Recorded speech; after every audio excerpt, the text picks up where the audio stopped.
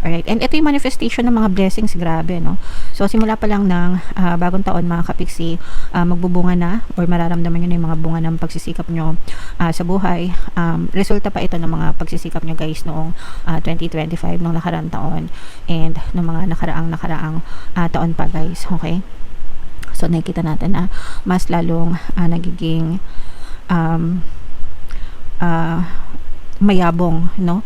Mayabong yung bunga. Pag sinabing mayabong, maraming bunga, mga kapatid.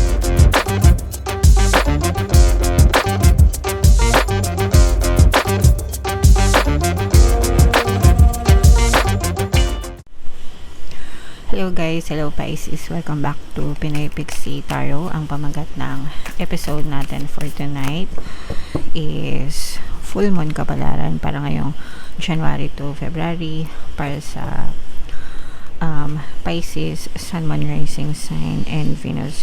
Yung ating full moon, guys, ngayong January ay sa January 3. Tapos yung next na full moon naman natin ay sa February 2, mga kapiksi. So, ang reading na to ay para sa period na yan.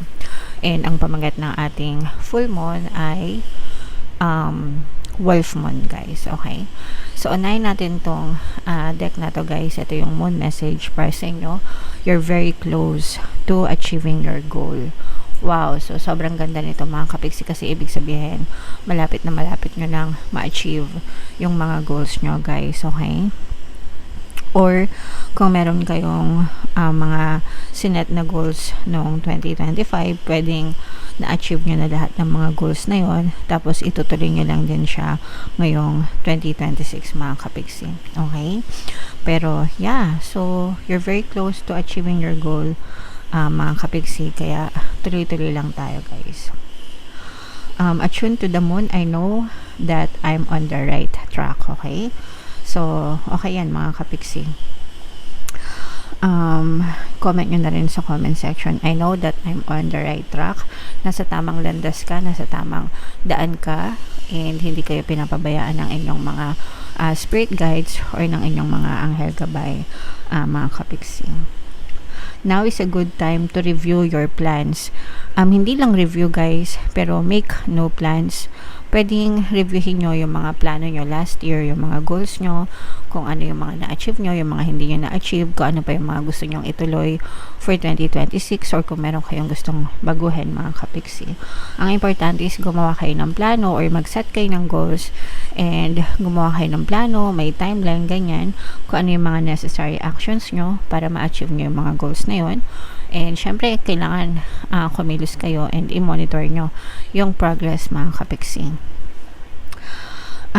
That way, dun kayo makakita ng positive results, guys. Okay? Keep the momentum going as you move towards your dreams. So, yeah, ibig sabihin ng tuloy-tuloy lang tayo, guys, no? And habang papalapit yung mga pangarap nyo, parang mas lalo nyong ipunin yung energy nyo, guys. Okay? Stay focused. Yan talaga yung number one key or susi para mag-manifest yung mga desires nyo. Dapat palagi kayong nakafocus dun sa gusto nyo, hindi dun sa ayaw nyo. Kasi most of the time, yes, may ambition tayo. Yes, may goals tayo. Yes, may desires tayo. Pero most of the time, yung mga tao nakafocus dun sa mga reklamo nila, dun sa mga ayaw nila, sa mga kinaiinisan nila. So, ang nangyayari, kung ano yung pinofocus nila, yun yung nagmamanifest. Imbis na magmanifest yung mga gusto nila, ang nagmamanifest yung ayaw nila. Kasi doon nakafocus yung attention nila. Okay? So, palagi nyong kalabitin yung sarili nyo, guys. Kapag naliligaw kayo ng landas, no? Sampal-sampalin nyo yung sarili nyo, guys, para magising kayo. It's a good time to start a new project, especially ngayon, bagong taon, mga kabiksi, no? Kung may mga plano kayo, may mga projects kayo, guys, ituloy nyo na yan, mga kabiksi. You need to get back into good health habits, no? Yan, number one, dapat. So, let's take care of our health more, mga kabiksi. Kung gusto nyong maging healthy, kasi health is wealth, 'di ba? So, kakatapos lang ng paglapang, 'di ba? Ngayong Pasko at Bagong Taon, and okay lang 'yan, mga kapiksi, dahil celebration naman. and yung iba sa inyo kaliwat kanan yung mga parties na pinupuntahan. So it's okay, but since tapos na yung mga celebration guys, no, back to healthy habits na ulit tayo, exercise, diet, and tamang pahinga mga kapiksi. Okay? Alright. So, yan yung mga messages para sa inyo or moon message for you guys. Comment down below if naka-resonate kayo dyan. So, shuffle natin to. Hanapin natin yung energy ng Pisces at saka yung energy ng Moon. Habang sinashuffle ko to guys, panoorin nyo muna yung video natin regarding sa ating paano mag-manifest ng abundance video cards. Kapiksi, sawa ka na ba sa mga struggles at hirap sa buhay mo? Masipag ka ba at masikap sa buhay ngunit hindi ka pa rin umaasenso? Ilang beses ka na bang nag-attempt mag-negosyo at mag-invest pero palagi ka pa rin nalulugi? Sa pagkakataon na ito ay maaaring may subconscious beliefs ka na nagiging balakid sa iyong pag-unlad at pagyaman. Introducing, paano mag-manifest ng abundance video course. Dito ay matututunan mong ma-overcome ang mga balakid mo para tuluyan ka ng umunlad, umasenso, sumagana, maging matagumpay, successful at maswerte sa iyong kabuhayan, pera, trabaho, negosyo, salapi at kaperahan ng bonggang-bongga. Dali, mag-send na ng email sa pinoypixie@gmail.com at simulan na ang iyong pagyaman ngayon. Alright, so sa lahat ng gusto mag-avail ng course guys, mayroon tayong paano mag-manifest ng abundance video course, paano mawala ang third party at magkaroon ng harmonious na relationship, and paano pabalikin si ex, revise breakup. Sa mga interesado guys, mag-send lang kayo ng email sa pinoypixie@gmail.com.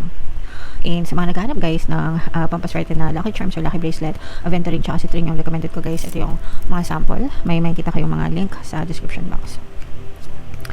So, Cancer, kayo ay na-represent ng King of Cups. Ito yung ating moon energy. Wow, grabe, sobrang ganda.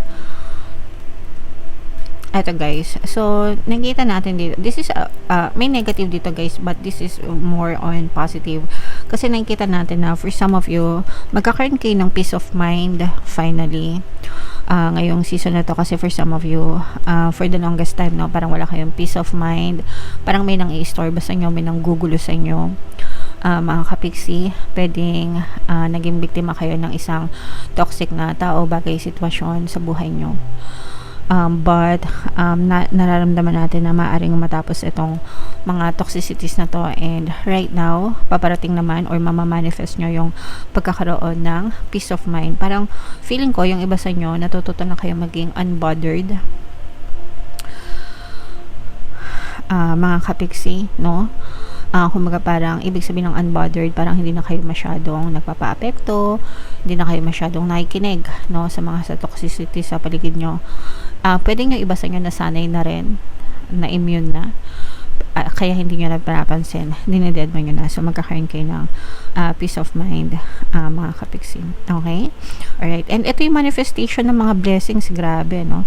So simula pa lang ng bagong taon, mga kapiksi, magbubunga na or mararamdaman nyo na yung mga bunga ng pagsisikap nyo sa buhay. Resulta pa ito ng mga pagsisikap nyo guys noong 2025, noong nakarang taon, and ng mga nakaraang taon pa guys. Okay? So nakikita natin na mas lalong nagiging mayabong, no? Mayabong yung bunga. Pag sinabing mayabong, maraming bunga, mga kapiksi. So, mas dumadami yung bunga, mas maraming tumutulong sa inyo. Pwedeng dahil din sa collaboration, guys. Kasi pagka may collaboration, doon talaga minsan, or most of the time, nagbo-bloom, no? Pwedeng nagbo-bloom yung career nyo, or nagbo-bloom yung mga business nyo dahil sa mga collaboration, teamwork, kasi may mga taong handang sumuporta sa inyo. Kaya, mas nararamdaman nyo yung pagmamanifest ng mga magagandang blessings sa buhay nyo, mga kapiksi. Okay? So, ito, tiba-tiba ito, guys. Kaya, i-main-main nyo na to sa comment section. Tiba-tiba sa blessings, pagpapala, kasaganaan, mayayabang na bunga, manifestation, collaboration, yan. I-main-main nyo na sa comment section, guys. And for some of you, mga kapiksi, na nakikita natin na nagiging maganda din, pwedeng may nanliligaw sa inyo, mga kapiksi, no? Sa relationship, pwedeng may nanliligaw sa inyo bago, o kaya naman pwedeng may nanunuyo or sinusuyo ka ng person mo or susuyuin ka ng person mo kung kayo ay nagkakaaway or nagkakaroon ng problema, guys. Okay?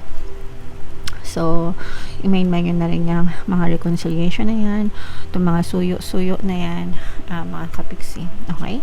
Alright. So, what else? Tingnan pa natin. Meron ditong presence ng Earth signs, Capricorn, Taurus, Virgo. So, eto guys, nakikita natin na meron mga bagong opportunities na maaaring dumating sa inyo or i-introduce sa inyo sa universe. Pero yung iba sa inyo guys, medyo takot kayo, no? Takot kayo na magsapalaran, takot kayo na maglabas ng pera, takot kayo na mag-take ng risks. And ito guys, feeling ko trauma ito from your past, no? Siguro, in the past guys, baka may sinubukan na kayong mga negosyo, baka may mga sinubukan na kayong mga investment. Pero, pwedeng hindi nag-work mga kapiksi yung mga investment na yon guys, no? And imbis na kumita kayo, pwedeng naging failure or nag-fail. Kaya right now, na may dumadating na mga bagong opportunity sa pera, especially sa investment, parang medyo natatakot na kayong maglabas ng pera. And okay lang yan guys, kung hindi kayo komportable, wag kayo mag-invest, wag kayo maglabas ng pera, kasi ang importante kapag nag-i-invest kayo, alam nyo dapat kung saan nyo nilalagay yung mga ini-invest mo, yung mga pera nyo, mga kapiksing. Okay? Alright. So, yan yung mga reading nyo guys para ngayong full moon season. So, bumunot lang tayo ng additional na mensahe. Ito naman ay love message or love advice. So, susubukan natin i-integrate yung mga love reading din or love messages tuwing reading guys, kasi bala kong alisin na yung love reading sa channel natin, pero sabihin nyo lang din kung gusto nyo pa guys. So, ito yung love message para sa inyo. Itigil na ang sumbatan. Walang idudulot na maganda yan. So, sa mga kapiksi natin na nag-aaway or nagkakaaway sa relasyon, no? Ito dapat inaalis nyo yung mga sumbatan kasi hindi siya healthy. And, kapag nagsumbatan kayo guys, binabalik nyo lang yung mga memories ng bad memories ng nakaraan. And kapag binabalik nyo yun sa relationship nyo, hindi talaga kayo magkakaroon ng kapanatagan, mga kapiksi. So, kailangan matuto kayong magpatawad guys. And tigilan na yung mga sumbat-sumbat na yan. Okay? Alright. So, yeah. Comment down below. Pisces, ito ang ating first video for 2026 guys. Happy New Year sa inyong lahat. Ito yung ating 2026 kabalaran. Ito naman yung ating success stories ng paano mag-manifest ng abundance video course. Click here to subscribe guys. Thank you for liking, sharing, and subscribing. See you next time. I love you all. Have a nice day. Bye-bye.